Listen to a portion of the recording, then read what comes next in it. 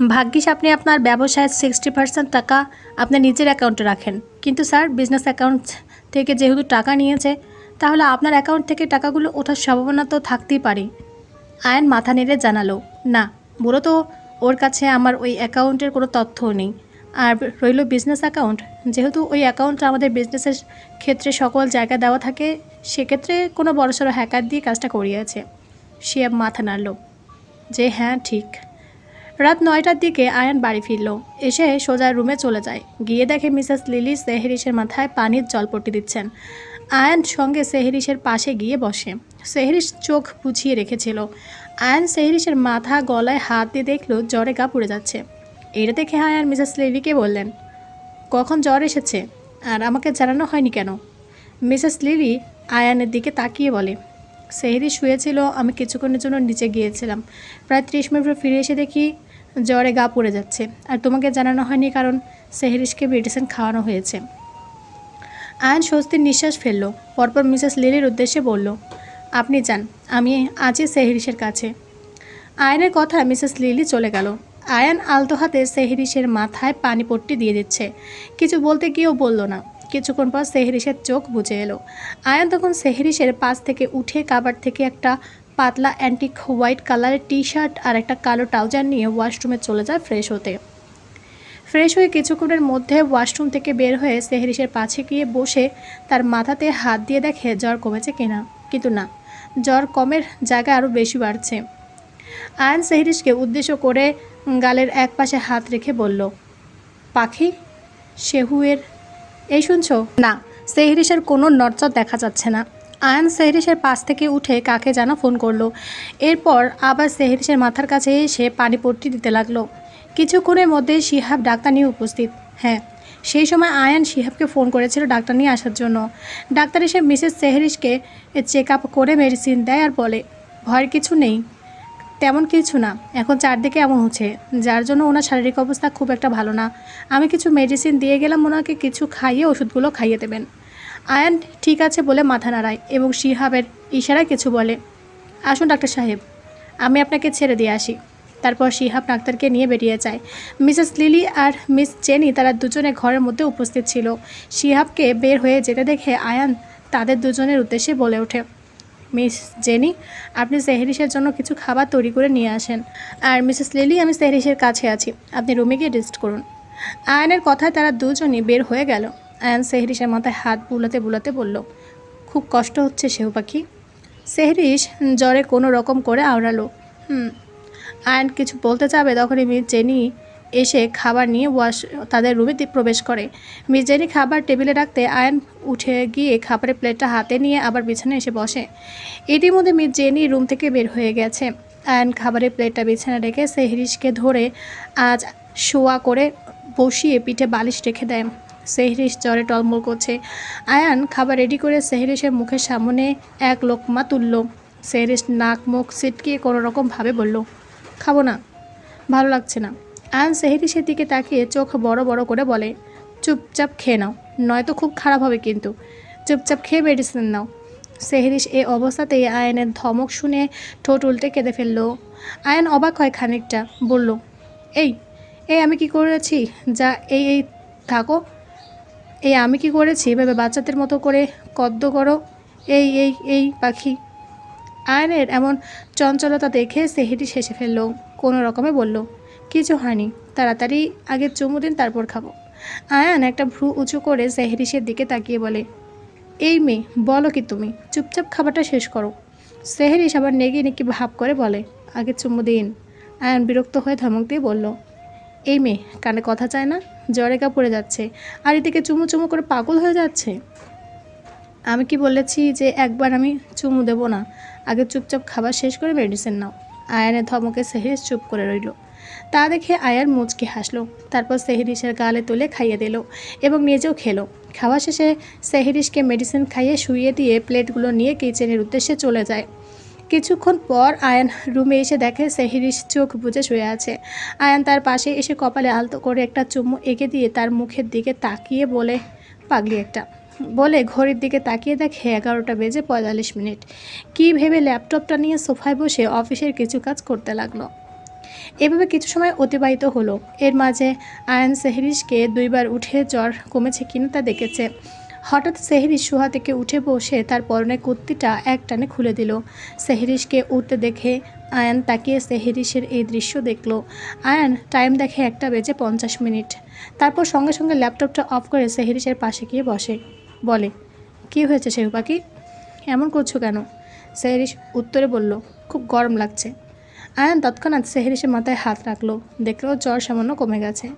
সেহরিশের পরনে এখন প্লাজো আর গায়ে শুধু অন্তর্বাসটা উপস্থিত। সেহরিশ সেটাও খুলতে নিলে আয়ান বলে, এই কি করছো? আয়নের কথা কানে যেতে সেহরিশ তড়িৎ গতিতে আয়নের ঠোঁট জোড়া দখল করে নেয়। আয়ন ছাড়াতে চাইলেও সেহরিশ ছাড়ে না। প্রায় 7-8 মিনিট পর সেহরিশ আয়নকে ছাড়ে। তারা দুজনে জোরে জোরে নিঃশ্বাস নিতে লাগলো। আয়ন বলল, পাগল হয়ে গেছো?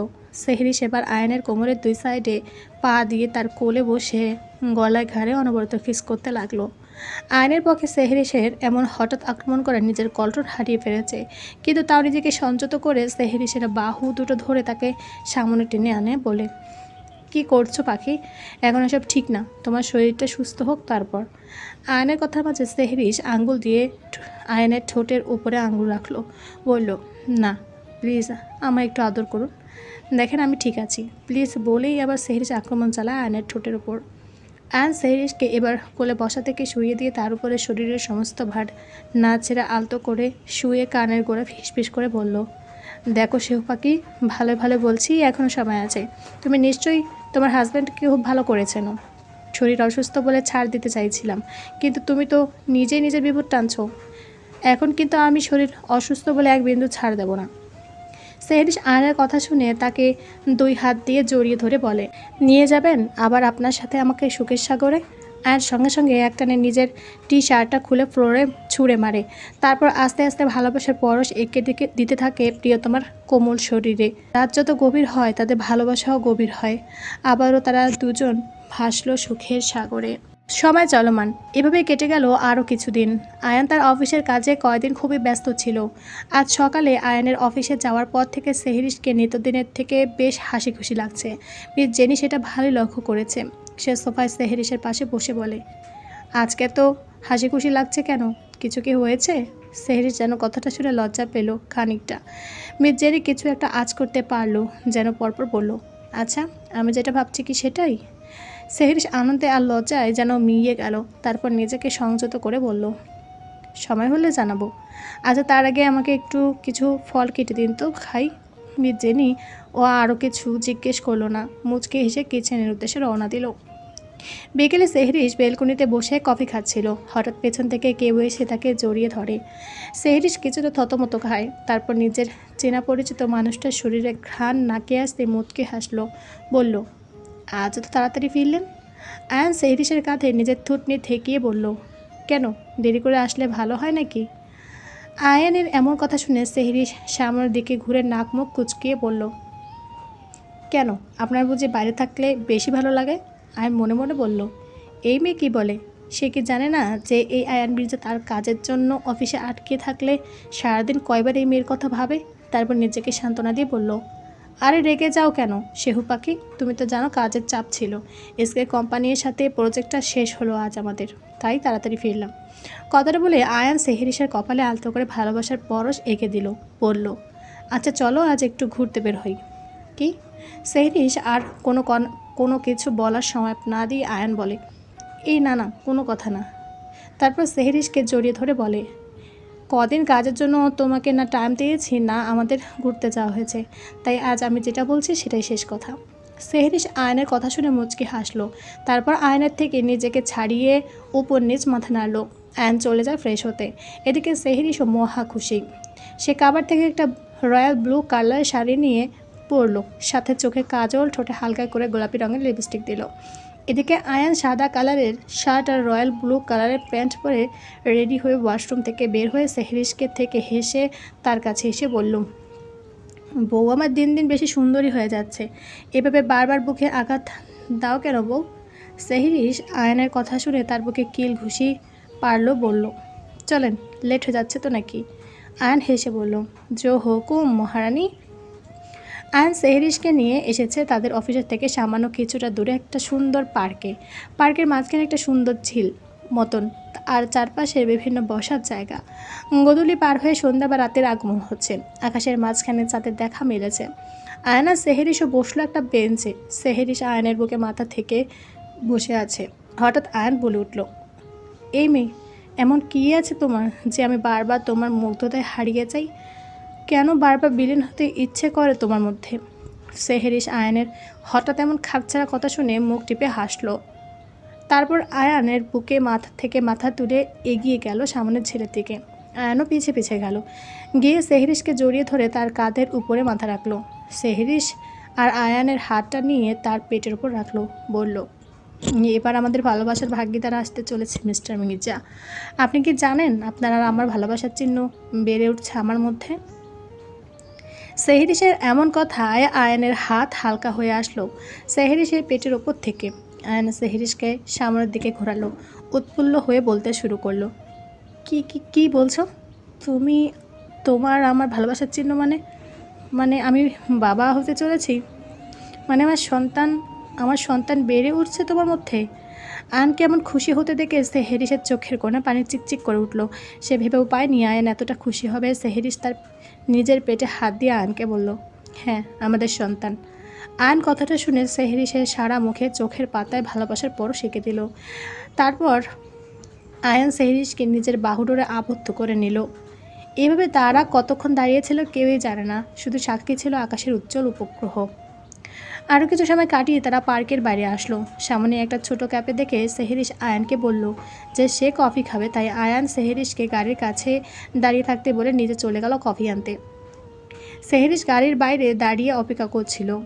আয়ান দুই হাতের কফি দুটো এর গ্লাসে হাতে নিয়ে রাস্তা পার হচ্ছিল। তখনই তার চোখ যায় সেহরিশের কপালে লাল লেজার লাইটে। কিছুক্ষণ পরপরই সেই লাইটে সেহরিশদের বিভিন্ন জায়গা বিচরণ করছে।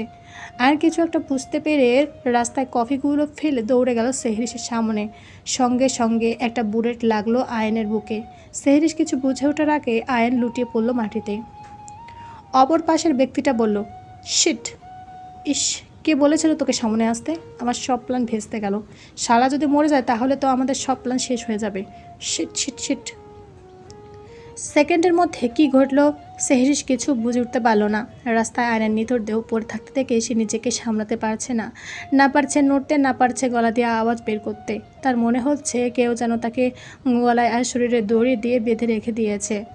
কোনো মতে সে হঠাৎ চেঁচিয়ে উঠল, আয়ান! বলে হাঁটু গেড়ে রাস্তায় বসে আয়ানের মাথাটা নিজের কোলের উপরে তুলে নিল। দেখে আয়ান কোনো কথা বলছে না, সেন্সলেস হয়ে আছে।